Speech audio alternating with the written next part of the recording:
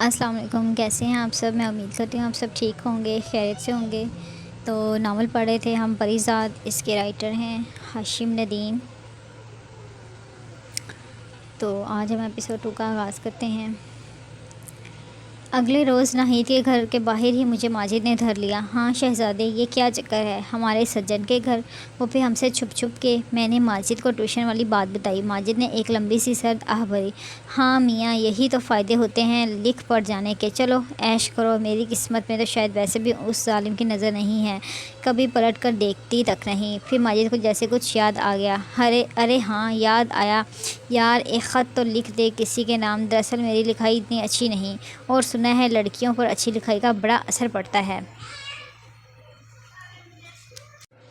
کوئی اور وقت ہوتا تو میں ماجد کو ٹال دیتا، کیونکہ ہر ہفتے کسی نہ کسی کے قدموں میں پھینکنے کے لیے ماجد کو ایسے خط اور رکوں کی ضرورت پڑتی ہی رہتی تھی۔ مگر اس وقت چونکہ ٹیوشن کا وقت نکلا جا رہا تھا، اس لیے میں نے بادل نخواستہ چند سطور ایک سادے صفحے پر کھینچ کر ماجد کے حوالے کر دیں۔ وصول کرنے والی کا نام اس نے نہیں لکھوایا، اور اپنے نام کی جگہ بھی اس نے خالی رہنے دی تاکہ وہ اپنے متاثر کن دستخط کرے۔ میں جیسے تیسے جان چھڑا کر ناہید کے گھر کی دروازے کی طرف بڑھ گیا۔ آج مرزا صاحب بھی گھر میں موجود تھے اور صحن میں بیٹھے اپنا حقہ گڑ گڑا رہے تھے۔ ہماری پڑھائی کے دوران وہ بھی وقتاً فوقتاً لقمے دیتے رہتے، اور کچھ جگہ انہوں نے میری تصحیح بھی کی۔ اب انہیں کون بتاتا کہ تصحیح ہوش مندوں کے لیے ہوتی ہے، مدہوش بھلا ہی درست اور غلط کی تکرار کیا جانے۔ ناہید کی باتوں سے اس دن میں نے اندازہ کیا کہ اسے شعر و شاعری سے کافی لگاؤ ہے، اور اسے بہت سارے اچھے شعر زبانی بھی یاد ہیں۔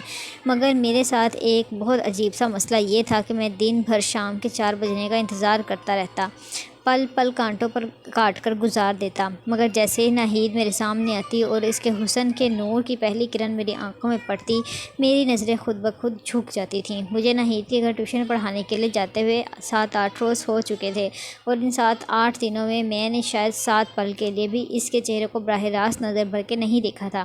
بس اس کا ہاتھ، اس کے کنگن، چوڑیوں کی کھنکھناہٹ، اس کی آواز کا زیر و بم، اس کے بالوں کی اور ایک لمبی سی شریر لٹ جو بار بار چہرے سے نیچے ڈھلک کر اسے تنگ کرتی رہتی تھی، اس کی مخروطی انگلیاں اور اس کا وہ قلم پکڑنے کا خاص انداز۔ بس یہی کچھ ان پلوں کا سرمایہ تھا۔ ہاں البتہ ایک فائدہ مجھے یہ ضرور ہوا تھا کہ ناہید کو اردو پڑھانے کے چکر میں خود بھی اردو کے رٹے لگاتا رہتا، اور اپنے اردو کے استادوں سے اس روز کی ٹیوشن کے باب خوب اچھی طرح سمجھ کر آتا، تاکہ مجھ سے کوئی غلطی نہ ہو جائے۔ اس مشق سے میری اپنی 10ویں کی اردو کی تیاری بہت اچھی ہوتی گئی۔ میرے میٹرک کے امتحانات قریب آ رہے تھے۔ اسکول کی طرف سے 10ویں جماعت کو شہر کے مقامی سینما میں اردو فلم دکھانے کے لیے لے جایا گیا۔ ہیرو پیانو پر بیٹھا ایک محفل میں ہیروئن کو اپنے دل کا حال سنا رہا تھا۔ سفید سوٹ میں ملبوس وہ ہیرو پیانو بجاتے ہوئے مجھے بہت اچھا لگا، اور جانے کیوں اسی لمحے میرے اندر بھی پیانو سیکھنے اور بجانے کی خواہش ایک شدید کسر کی صورت میں جاگ اٹھی۔ اس رات میں نے خود کو ایک خواب میں وہی سفید سوٹ پہنے پیانو بجاتے دیکھا، اور ناہید اسی فلم کی ہیروئن کی طرح پیانو کے پہلو سے جڑی میرے قریب کھڑی محویت سے میری دھن سن رہی تھی۔ عجیب بات یہ تھی کہ میرے خواب بھی میں میرا چہرہ اور وجود کسی قسم کے داغ دھبوں اور سیاہی سے بالکل پاک صاف اور مبرہ تھا۔ صبح جب اچانک کسی کھٹکے سے میری آنکھ کھل گئی تو بہت دیر تک میں نے صدمے کے مارے آنکھیں میچے رکھیں۔ کچھ خواب کتنے اثر انگیز اور روح تک سرایت کر جانے والے ہوتے ہیں، بہت دن تک ہمیں اداس اور بے چین رکھتے ہیں۔ تب ہمارا جی چاہتا ہے کہ کاش ہماری موجودہ زندگی ایک خواب ہوتی اور وہ خواب ہماری زندگی سے بدل جاتے، مگر کچھ لوگوں کے خواب سدا خواب ہی رہتے ہیں۔ میں بھی انہی میں سے ایک تھا۔ ناہید کو ٹیوشن پڑھاتے ہوئے تقریباً مہینہ بھر ہونے کو آیا تھا۔ میں نہ چاہتے ہوئے بھی اس کا کورس تقریباً ختم ہونے والا تھا۔ میرے نہ چاہتے ہوئے بھی اس کا کورس تقریباً ختم ہونے والا تھا، بلکہ مرزا صاحب نے تو اب ہفتوں میں صرف 2 دن ٹیوشن اور 3 دن خود ناہید کی اپنی دہرائی کے لیے مقرر کر دیے تھے۔ میری بے چینی بڑھتی جا رہی تھی، کیونکہ میں جانتا تھا کہ چند دن بعد یہ 3 دن کی ملاقات بھی ہمیشہ کے لیے ختم ہو جائے گی۔ اس تمام عرصے میں ناہید نے مجھ سے کبھی کورس کی کتابوں اور اپنی ٹیوشن کی ہوم ورک کے علاوہ کوئی بات نہیں کی تھی، مگر پھر بھی نہ جانے کیوں مجھے ایسا لگتا تھا کہ ہم دونوں اس 1 گھنٹے میں زبانیں بھر کی باتیں کرتے تھے۔ شاید حسن کی اپنی کوئی گفتگو، کوئی بولی ہوتی ہے جسے عام لفظوں یا زبان کی ضرورت نہیں ہوتی۔ یا شاید خوبصورتی کا احساس ہی اپنے اندر سارے جہان کی گفتگو سموئے ہوتا ہے۔ وہ کہتے ہیں نا، تخلیہ کی باتوں میں گفتگو اضافی ہے۔ میں ناہید کے گھر سے نکلنے کے بعد بھی اس تخلیہ میں مقید رہتا۔ اس رات بھی میں اپنے کمرے میں گود میں کتاب رکھے اپنے آپ سے اسی گفتگو میں مصروف تھا کہ اچانک باہر گلی میں ایک شور سا اٹھا، جیسے بہت سے لوگ کسی کا چیختے چلاتے پیچھا کر رہے ہوں۔ میں گھبرا کر کمرے سے باہر نکلا اور چھت سے نیچے گلی میں جھانکا تو عجیب سا شور مچا ہوا تھا۔ جلدی سے نیچے اتر کر معلومات کی تو بھانت بھانت کی باتیں سن کر میرے تو ہوش ہی اڑ گئے۔ گلی میں چند بزرگ سرگوشیوں میں بات کر رہے تھے۔ نا میاں، کوئی کسی کی چھت پر یوں ہی نہیں ٹاپتا، ضرور لڑکی کی طرف سے کوئی اشارہ ہوگا۔ دوسرے بڑے میاں منائے، اس لڑکی نے تو مرزا صاحب کی عزت دو کوڑی کی کر دی۔ کسی اور نے فتویٰ صادر کیا، ہاں بھئی، آج کل کی نئی نسل بھلا بڑوں کی عزت اور غیرت کیا جانے۔ پتہ چلا کہ مرزا صاحب کے گھر والے خاندان کی کسی تقریب سے واپسی پر لیٹ ہو گئے تھے۔ گھر میں صرف ناہید اور اس کا چھوٹا بھائی تھا۔ کسی پڑوسی نے ان کی چھت پر کسی کو کودتے دیکھا تو شور مچا دیا۔ سایہ شناخت ہوئے بنا فرار ہونے میں کامیاب ہو چکا تھا، مگر اپنے پیچھے افواہوں اور بدنامیوں کا ایک سیلاب چھوڑ گیا، کیونکہ اسی لمحے ناہید کو بھی چھت سے صحن میں اترتی سیڑھیوں سے نیچے آتا دیکھا گیا تھا۔ مجھے ان سب پر بہت غصہ آیا کہ وہ ناہید جیسی شریف اور با کردار لڑکی پر ایسے الزامات لگا رہے تھے۔ اگلے دن بھی محلے میں یہی چرچا رہا۔ دن کے تقریباً 2 بجے کے قریب کسی نے ہمارے گھر کا دروازہ بے تحاشا پیٹنا شروع کر دیا۔ سب سے پہلے ابا جی اور پھر ان کے پیچھے 2 بڑے بھائی بھی گھر سے باہر نکلے۔ باہر مرزا صاحب کے شور شرابے کی آواز آ رہی تھی۔ میں بھی سنگن لینے کے لیے دروازے تک پہنچا ہی تھا کہ باہر محلے داروں کی بھیڑ میں کھڑے مرزا صاحب غصے اور نفرت سے چلائے، یہ رہا یہاں گھر میں چھپا بیٹھا ہے، جیسے اس کی شکل مکروہ ہے ویسے ہی گھناؤنے کرتوت ہیں اس کلبے کے۔ میں نے حیرت سے گھبرا کر ان سب کی طرف دیکھا۔ جی مگر میں نے کیا کیا ہے؟ کیا کیا ہے تم نے؟ خوب، ابھی بتاتا ہوں۔ انہوں نے جیب سے ایک کاغذ نکال کر سب کے سامنے لہرایا۔ اب یہ نہ کہنا کہ یہ خط تم نے نہیں لکھا، تمہاری تحریر خوب پہچانتا ہوں میں لفنگے۔ میں نے پہلی نظر میں ہی ماجد کے لیے اپنا خط پہچان لیا اور میری زبان سے حیرت سے بے ساختہ نکلا، ہاں مگر یہ خط تو میں نے۔ مگر میری بات ادھوری ہی رہ گئی اور مرزا صاحب کا ہاتھ تیزی سے گھما اور میرے گال پر سناٹے دار چانٹا پڑ گیا۔ باب 3۔ سناٹے میں اس زوردار تھپڑ کی آواز ایسی گونجی جیسے کسی بم کا دھماکہ ہو، مگر آواز کے اس دھماکے سے کہیں زیادہ گونج میرے اندر بہت کچھ ٹوٹ جانے کی تھی۔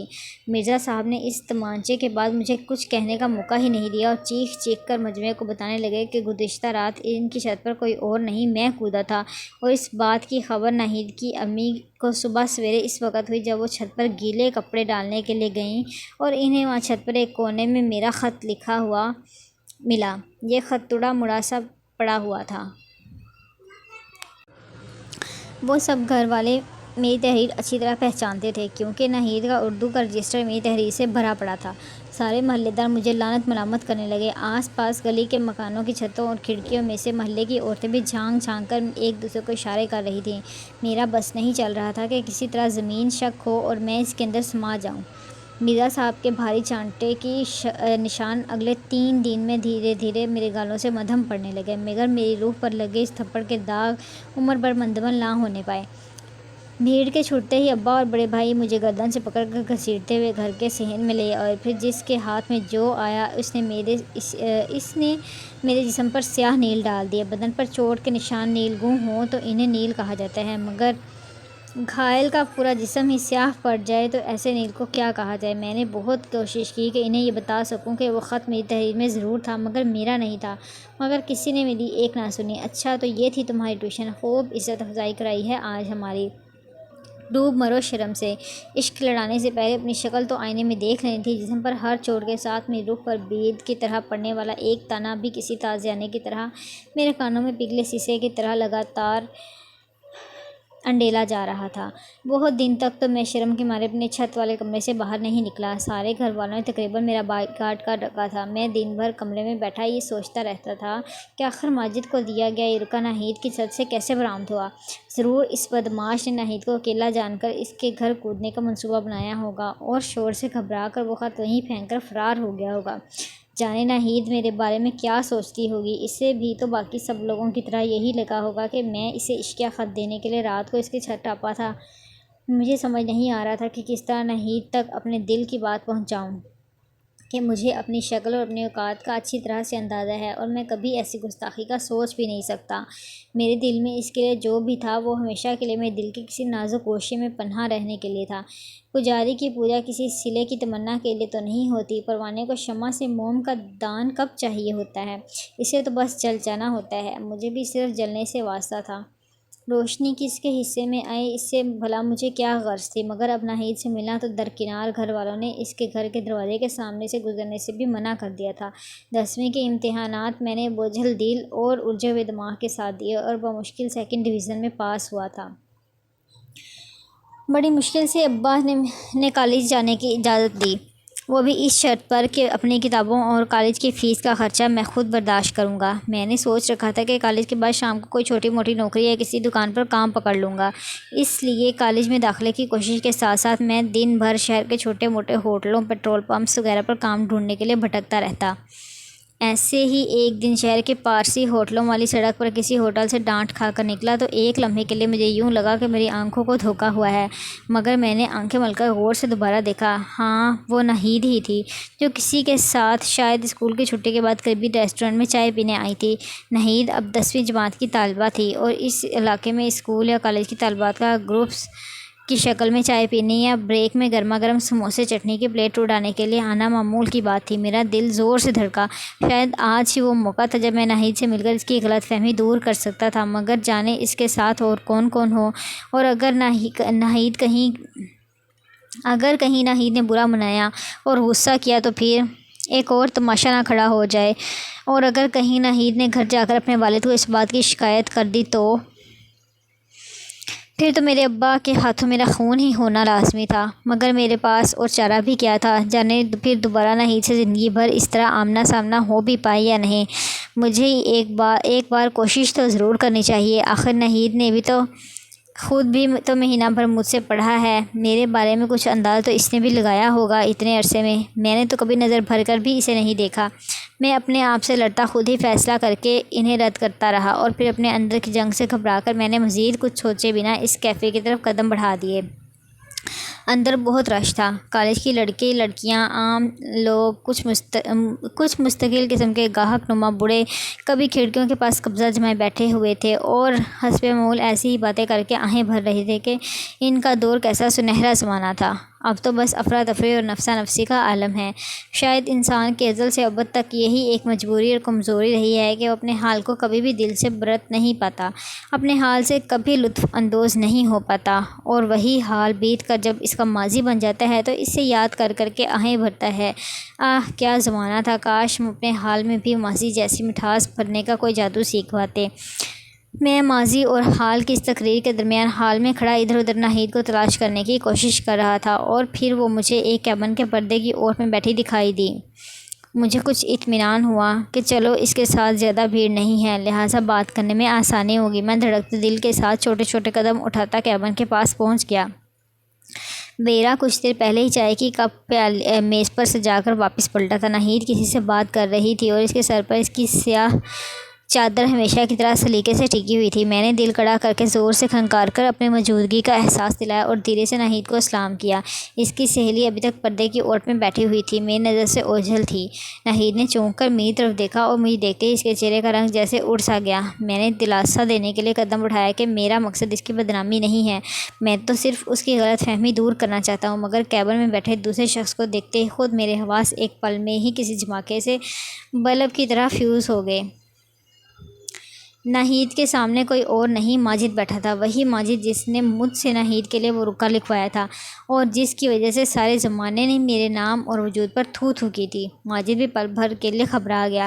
میں تیزی سے واپس پلٹا اور کیفے سے باہر نکل گیا۔ ماجد میرے پیچھے دوڑتا ہوا باہر تک آیا اور زبردستی میرے راستے میں حائل ہو کر معذرت کرنے لگا۔ معاف کر دے یار پری، میں خود تجھے بتانا چاہتا تھا، مگر ناہید نے منع کر دیا کہ فی الحال معاملہ بہت گرم ہے، ذرا بات ٹھنڈی ہو جائے تو پھر تجھ سے بات کروں۔ ویسے شہزادے، تو نے بھی تو بڑا مردوں والا کام کیا، تیرے ساتھ جو بھی کچھ ہوا تو نے آخر تک زبان نہیں کھولی، احسان رہے گا یہ تیرا۔ میرا سر تیزی سے چکرا رہا تھا۔ ناہید جانتی تھی کہ اس کی چھت پر اس رات ماجد کودتا تھا، پھر بھی اس نے اپنے گھر والوں سے یہ بات چھپائے رکھی۔ مجھے میرے گھر محلے والوں کے سامنے اتنا رسوا کیا، سارے زمانے میں میرا تماشا کیوں بننے دیا؟ میرا سر گھوم رہا تھا۔ میں نے بمشکل ماجد سے سوال کیا، تو کیا وہ خط تم نے ناہید کے لیے ہی لکھوایا تھا؟ ہاں یار، اسی کو دینا تھا۔ اس دن اس نے میرے سامنے تمہاری لکھائی کی تعریف کر دی تھی۔ میں نے بھی اس سے شرط لگا لی کہ تمہارے ہی ہاتھ سے اپنے لیے خط لکھوا کر اسے دوں گا۔ میں نے حیرت سے ماجد کو دیکھا، مگر تم تو ہر وقت یہی کہتے رہے تھے کہ تمہاری طرف دیکھتی تک نہیں، کبھی گھاس تک نہیں ڈالتی تمہیں۔ ماجد نے زور کا قہقہہ لگایا۔ وہ سب بھی میں ناہید کے کہنے پر ہی بولتا تھا۔ تو نہیں جانتا یار، یہ لڑکیاں ہم بیوقوف لڑکوں سے کہیں زیادہ تیز ہوتی ہیں، بڑا دماغ چلتا ہے ان کا ایسے معاملات میں۔ دراصل وہ کسی بھی طرح کی بدنامی مول نہیں لینا چاہتی تھی۔ میری طرف سے کسی کو شک میں مبتلا کر کے آج بھی بڑی مشکل سے اسے چائے کے ایک کپ کے لیے راضی کیا تھا، پر تو نے آ کر سارا معاملہ بگاڑ دیا۔ میرا ذہن سائیں سائیں کر رہا تھا۔ ماجد اپنی دھن میں نہ جانے کیا کچھ بولتا رہا۔ اتنے میں کیفے کا ایک بیڑا باہر آیا اور ماجد سے بولا، آپ کو اندر بلا رہی ہیں، کہتی ہیں مہمان کو بھی ساتھ لے آئیں، ضروری بات کرنی ہے۔ میں نے لاکھ دامن چھڑانے کی کوشش کی، مگر ماجد مجھے تقریباً کھینچتا ہوا اندر کیفے میں لے گیا۔ ناہید سر جھکائے بیٹھی تھی، مجھے اندر آتے دیکھ کر دھیرے سے بولی، امید ہے آپ نے ہم دونوں کو معاف کر دیا ہوگا۔ ہم دونوں کی وجہ سے آپ کو جو تکلیف پہنچی، ہم اس کے لیے معذرت خواہ ہیں۔ میں خود آپ سے مل کر آپ کو ساری بات بتانا چاہتی تھی، مگر حالات ایسے بگڑے کہ میں کچھ نہ کر سکی۔ میں چپ چاپ بیٹھا اس کی بات سنتا رہا، اس سے یہ بھی نہ کہہ سکا کہ کم از کم مجھے تو سچ بتا دیتی۔ ناہید نے اپنی بات جاری رکھی، دراصل میں نہیں چاہتی تھی کہ جب تک ماجد کے گھر سے میرے لیے باقاعدہ رشتہ نہ آ جائے تب تک کسی کو بھی ہمارے بارے میں ذرا شک ہو۔ آپ تو اماں اور ابا جی سے واقف ہیں۔ اس رات بھی ماجد کی ایک ذرا سی غلطی سے یہ سارا ہنگامہ کھڑا ہو گیا اور ہمیں پتہ ہی نہیں چلا کہ آپ کا لکھا برقع کب اور کیسے وہیں گھبراہٹ میں گر گیا۔ ناہید کچھ دیر کے لیے خاموش ہوئی۔ کچھ لوگ جب بولتے بولتے خاموش ہو جائیں تو ان کی خاموشی بولنے لگتی ہے، مگر مجھے آج اس کی یہ خاموشی بہت گراں گزر رہی تھی۔ دراصل میں بہت ڈر گئی تھی، اسے جب ابا نے آپ کی تحریر دے کر آپ پر شک کیا تو میں چپ رہی، کیونکہ میں اگر ماجد یا کسی ایسے کا نام لیتی تو انہیں مجھ پر بھی شک ہو سکتا تھا کہ میں بھی اس کے ساتھ شامل ہوں۔ صرف ایک آپ ہی ایسے تھے جن کے نام کے ساتھ میرا نام نہیں جوڑا جا سکتا تھا، مطلب کسی کو بھی مجھ پر شک نہیں ہو سکتا تھا کہ میں بھی آپ کو پسند کر سکتی۔ اس نے نظریں اٹھا کر اسے دیکھا اور بولتے بولتے چپ ہو گئی۔ میرے اندر بھی ایک وقت کئی شیشے چکنا چور ہو گئے اور میں ننگے پاؤں ان کرسیوں پر چلتا ہوا وہاں سے اٹھایا۔ پتہ نہیں میں نے اس روز گھر تک کا راستہ کیسے طے کیا۔ میرے آس پاس تیز ٹریفک کا شور، گاڑیوں کے ہارن اور لوگوں کے کسے گئے آواز کی بھرمار تھی، مگر میں جیسے ساری دنیا سے لاتعلق اور بیگانہ سا ان راستوں پہ چلتا رہا۔ شاید ہمارے قدم کچھ راستوں پر چل چل کر اتنے راستہ آشنا ہو چکے ہوتے ہیں کہ دل اور دماغ بند ہونے کے باوجود ہر موڑ پہچان لیتے ہیں، ورنہ میری جو حالت اس وقت تھی مجھے ضرور کسی ویرانے میں بھٹک جانا چاہیے تھا۔ ٹھیک ہے، تو کہہ رہی تھی وہ، کوئی اندھا ہی ہوگا جو ناہید پر مجھ سے کوئی بھی تعلق جوڑنے کا شک کرے گا، کہاں وہ اور کہاں میں۔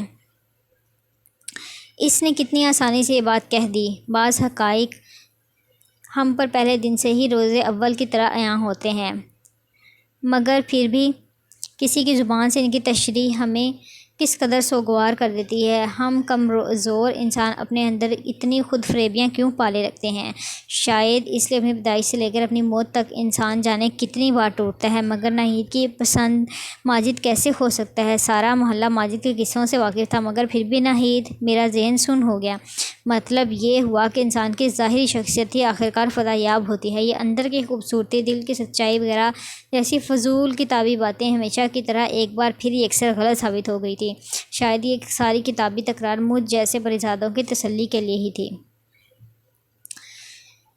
میرا داخلہ گورنمنٹ کالج میں ہو چکا تھا، مگر میرا دل کالج جانے کے لیے آمادہ ہی نہیں ہو رہا تھا۔ 10ویں جماعت تک ایسے اسکول میں پڑھتے پڑھتے سارے استاد اور طالب علم میرے نام اور میری صورت کے تضاد کے عادی ہو چکے تھے اور انہوں نے میری بدصورتی کو کسی معمول کی طرح قبول کر لیا تھا، مگر کالج جاتے ہی یہ ساری بحث ایک بار پھر تازہ ہو گئی۔ بہت دنوں تک کلاس میں، کینٹین میں اور کالج کی راہداریوں میں مجھے پھر سے اسی تجربے سے گزرنا پڑا، وہی طنز بھری مسکراہٹ، جملے اور حقارت بھری مثالیں۔ میرا جواب ہمیشہ کی طرح خاموشی ہی تھا، کیونکہ میں جانتا تھا مجھے اس سے بار بار چھلنی ہونا پڑے گا۔ انہی دنوں میری ملاقات 4th ایئر کی ناساز سے ہوئی 4th ایئر کے ناساز سے ہوئی۔ دراصل اس سے پہلا تعارف بھی اس کے عجیب و غریب تخلص کی وجہ سے ہوا تھا۔ اس کا پورا نام جمیل احمد تھا، مگر وہ خود کو ناساز کہنا پسند کرتا تھا۔ اس دن میں راہداری سے گزر رہا تھا کہ کسی سینئر طالب علم نے زور سے اس کا ابے او ناساز، تیری پھر سے 3 سپلیاں آئی ہیں، مطلب تو اگلے سال بھی اسی کالج کی لنگر کی روٹیاں توڑے گا۔ ناساز کے باقی دوست بھی ہنس پڑے۔ ناساز نے ہاتھ میں پکڑے سگریٹ کی راکھ چھاڑی اور ایک بھرپور کش لے کر دھواں فضا میں اڑا دیا۔ وہ طفل کیا گریں گے جو گھٹنوں کے بل چلیں۔ پھر پتہ چلا کہ گزشتہ 3 سال سے ناساز 4تھے سال میں ہی اٹکا ہوا ہے۔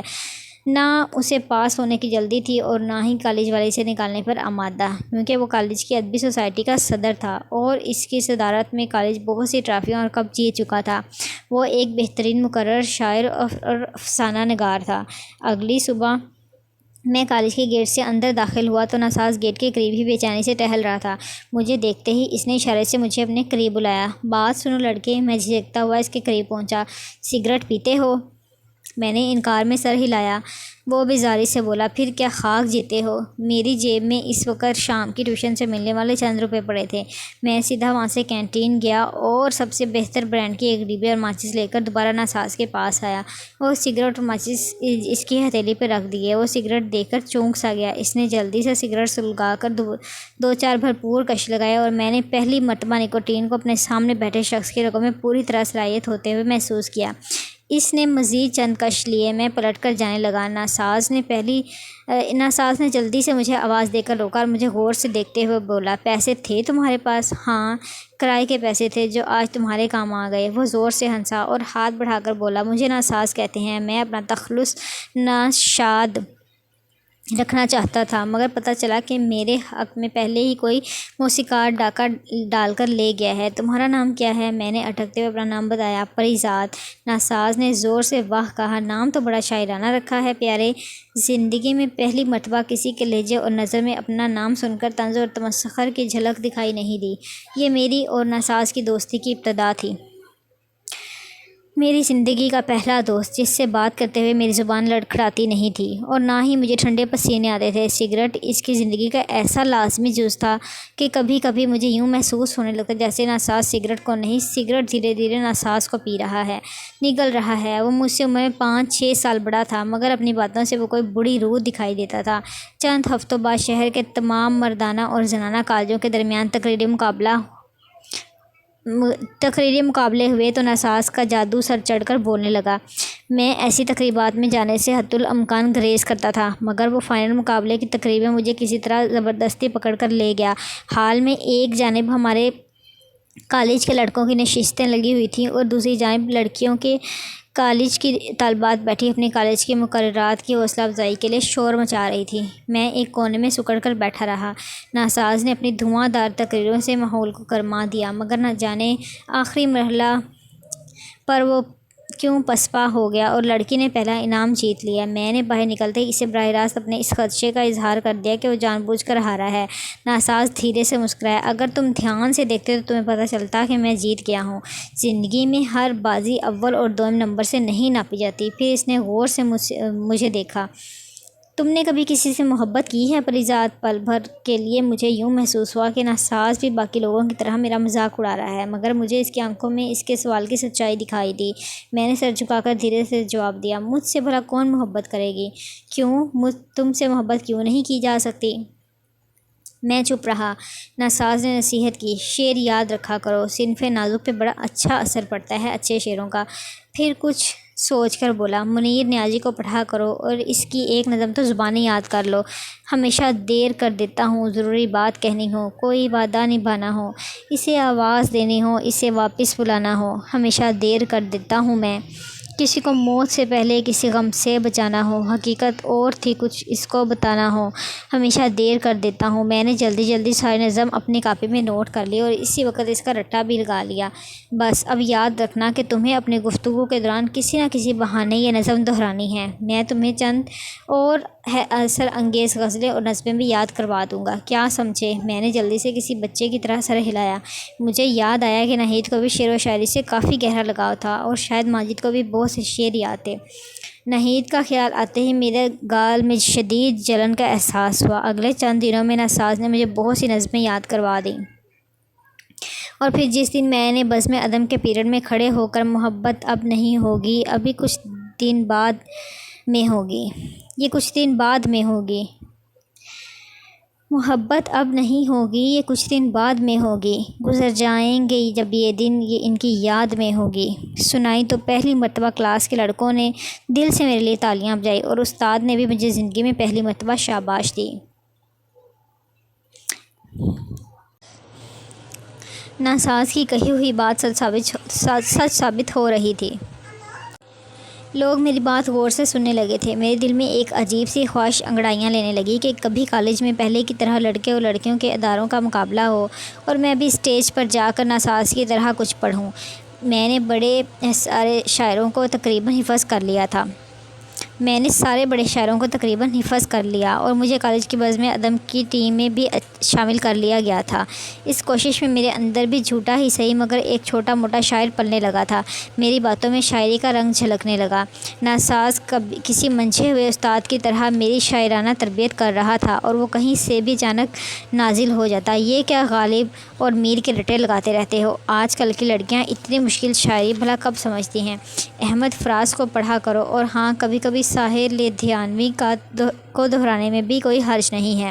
ساحر کو تو جانتے ہو نا، میں پل دو پل کا شاعر ہوں، پل دو پل میری کہانی ہے والا، اور ہاں کل سے تمہیں یہ دہراتے رہنا ہے، اور میں اور میری تنہائی اکثر یہ باتیں کرتے ہیں، تم ہوتی تو کیسا ہوتا، تم اس پہ کتنا حیراں ہوتی۔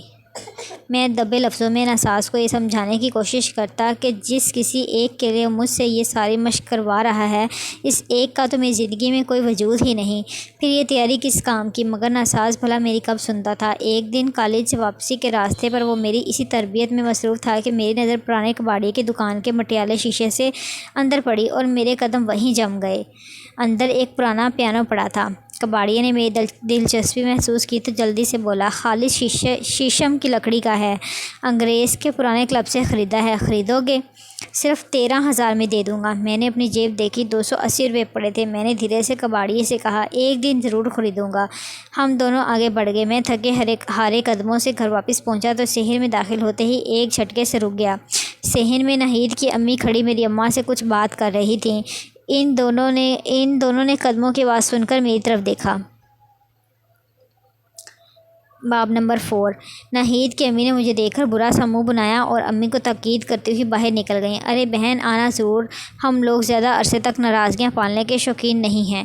ان کے جانے کے بعد برا منہ بنانے کی باری امی کی تھی۔ ناہید اور ماجد کی بات طے ہو گئی ہے، اپنی بیٹی کی منگنی کا پیغام دینے آئی تھیں، شاید یہ جتانے کے لیے کہ تیری اس حرکت کے بعد بھی ان کی لاڈلی کے لیے محلے کے سب سے بڑے گھر سے رشتہ آیا ہے۔ تو نے تو ہمیں کہیں کا نہیں چھوڑا پریزاد۔ میں اماں کی بڑبڑاہٹ نظر انداز کرتا ہوا اوپر اپنے کمرے کی جانب بڑھ گیا۔ میں اچھی طرح جانتا تھا کہ ایک دن یہ ہونا تھا، مگر پھر بھی نہ جانے کیوں ناہید کے رشتے کی خبر سن کر میرا دل بجھ سا گیا تھا۔ اگلے روز کالج میں ناساز نے میری کیفیت بھانپ لی۔ کیا بات ہے پیارے، آج کچھ بجھے سے دکھائی دے رہے ہو؟ میں نے قریب پڑا کنکر اٹھا کر دور تالاب کی طرف پھینکا۔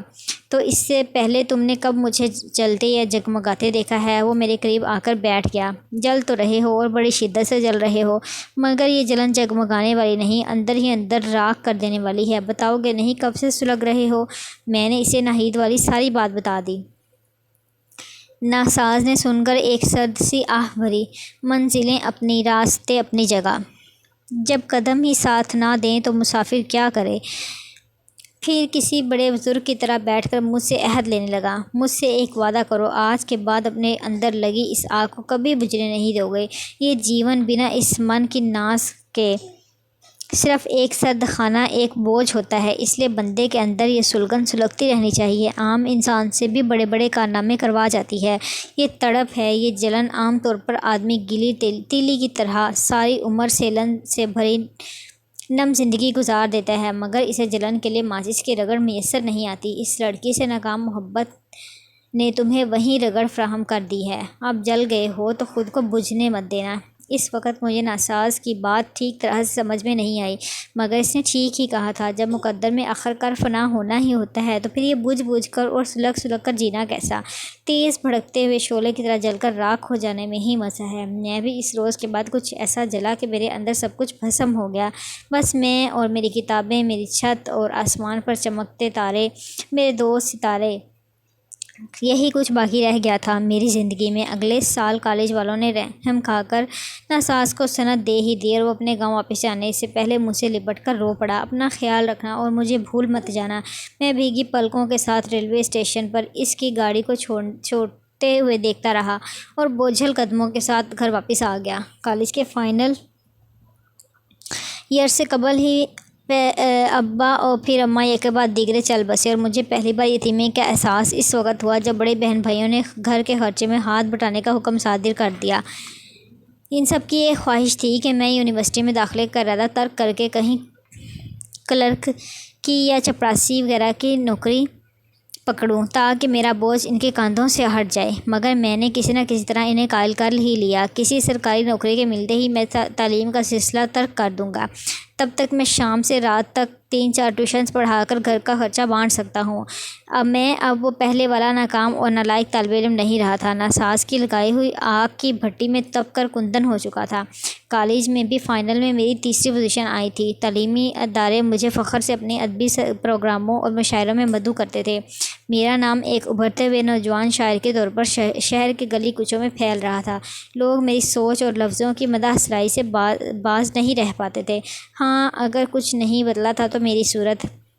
دیکھتے ہی لوگوں کا وہ بے اختیار تاثر جسے کوئی نہیں چھپا سکتا تھا۔ البتہ اب لوگوں کے رویے میں اتنی منافقت ضرور آ گئی تھی کہ بچپن میں وہ میرے منہ پر ہی ہنس دیتے تھے، مگر اب بڑے ہونے کے بعد وہ کہا میرے پلٹ جانے کے بعد ان کے حلق سے برآمد ہوتا تھا۔ یونیورسٹی کے پہلے 2 ہفتوں میں بھی اردو ڈپارٹمنٹ کی راہداریوں میں یہ کہا گونجتا رہا، جس کا میں اب عادی ہو چکا تھا۔ اپنے ڈپارٹمنٹ کی تعارفی کلاس میں جب مجھے لیکچر ہال کی ڈائس پر بلایا گیا تو آس پاس سے ہلکی پھلکی سرگوشیاں بلند ہونے لگیں۔ ارے یہ تو پریزاد، آئے ہائے، سارا مزہ کرکرا کر دیا۔ شاعری تو غضب کی کرتا ہے مگر شخصیت، توبہ توبہ، نہیں یہ پریزاد نہیں ہو سکتا، یہ تو کسی فیکٹری کا فورمین لگتا ہے۔ میں یہ ساری سرگوشیاں اور فقرے سنتے ہوئے ان کے درمیان سے چلتا ہوا ڈائس پر آ گیا۔ کلاس پر ایک سکوت سا طاری ہو گیا۔ میں نے اپنا نام بتانے کے بعد کسی لمبی چوڑی تمہید کی بجائے صرف 2 مصرعوں پر اکتفا کیا۔ قصے میری الفت کے جو مرقوم ہیں سارے، دیکھ تیرے نام سے موسوم ہیں سارے۔ شاید یہ ظرف ہے جو خاموش ہوں اب تک، ورنہ تو تیرے عیب بھی معلوم ہیں سارے۔ سب جرم میری ذات سے منسوب ہیں محسن، کیا میرے سوا اس شہر میں معصوم ہیں سارے؟ میں اپنی بات ختم کر کے ڈائس سے اتر آیا۔ گزرتے دنوں کے ساتھ میری کلاس نے میری بدصورتی کے ساتھ سمجھوتا کر لیا تھا، پر میں نے خود اپنے اس بے چین اور بے قرار دل کا کیا کرتا۔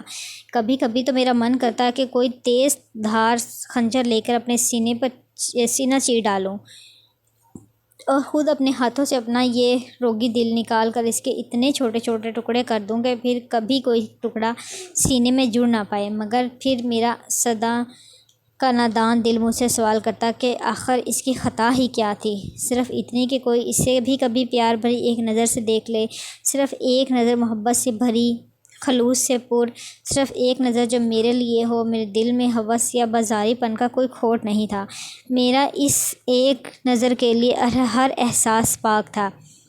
بس ایک لمحہ ہی مجھے ساری زندگی کے بدلے درکار تھا، بس ایک پل جب کوئی مجھے اپنا مان لے۔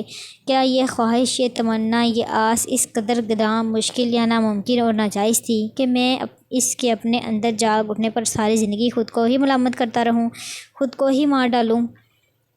آخر یہ دنیا ایسی ہی نظر خوبصورتوں کے لیے کیوں بچا رکھتی ہے؟ کیا مجھ جیسوں کے لیے قدرت کے کشکول میں کیا ایسی ایک نظر کی بھیک بھی نہیں؟ بس میرے بس میں ہوتا تو میں اس دنیا کے تمام خوبرو مردوں کو کسی دور ساز سمندر پار جزیرے میں قید کر دیتا، یا کاش ہمارے ہاں دیگر فیشنوں کی طرح خوبصورت ماسک چہرے پر چڑھا کر باہر نکلنے کا رواج ہوتا تو میں اپنے لیے اس دنیا کا سب سے پیارا اور خوبصورت ماسک بنوا لیتا اور پھر کبھی اپنے چہرے سے نہ اتارتا۔ اس روز بھی میں یونیورسٹی کی ایک سنسان راہداری سے گزرتے ہوئے کچھ ایسے ہی بے سروپا خیالات کی یلغار کا شکار تھا کہ اچانک مجھے اپنے عقب میں کسی لڑکے کی آواز سنائی دی۔ مسٹر پریزاد، میں نے رک کر دیکھا۔ انگریزی ڈپارٹمنٹ کا ایک ہینڈسم لڑکا حسام اپنے 2-3 کلاس فیلوز کے ساتھ میری جانب بڑھ رہا تھا۔ اس گروپ میں ایک شعلہ جوالا قسم کی لڑکی جینز اور کھلی شرٹ میں ملبوس ان کے ساتھ میرے قریب آ کر کھڑی ہو گئی۔ آپ اردو ڈپارٹمنٹ کے پریزاد ہیں نا؟ میرا نام حسام ہے، یہ باسط اور یہ ہماری دوست لبنہ ہے۔ ہم تینوں انگلش ڈپارٹمنٹ سے ہیں۔ جی فرمائیے، حسام کی بجائے لبنہ بولی۔ دراصل ہمیں آپ کی مدد چاہیے۔ ہم شیکسپیئر کا پلے اسٹیج پر پرفارم کرنا چاہتے ہیں، مگر ہمیں اجازت اسی صورت میں ملی ہے کہ ڈرامے کا شو اردو زبان میں ترجمے کے ساتھ پیش کیا جائے۔ کیا آپ ہمارے لیے ڈرامے کا ترجمہ کر دیں گے؟ میں نے ان دونوں کے متجسس چہروں پر نظر ڈالی۔ کوشش کروں گا کہ ترجمہ کر پاؤں۔ ویسے کس ڈرامے کا ترجمہ ہے؟ وہ تینوں خوش ہو گئے اور باسط جلدی سے بولا، اوتھیلو۔ ٹھیک ہے، آپ لوگ مجھے 3-4 دن کی مہلت دیں، میں ترجمہ کر کے آپ لوگوں کو اطلاع دے دوں گا۔ ان تینوں نے خوش ہو کر نعرہ لگایا، گریٹ! اور جاتے وقت تینوں نے مجھ سے ہاتھ ملایا۔ لبنہ سے ہاتھ ملاتے وقت بڑی مشکل سے میں نے اپنے ہاتھ کی لرزش پر قابو پایا۔ چلیں جی، اب تک کے لیے اتنا ہی۔ اپنا خیال رکھیے گا، دعا میں یاد رکھیے گا۔ اللہ حافظ۔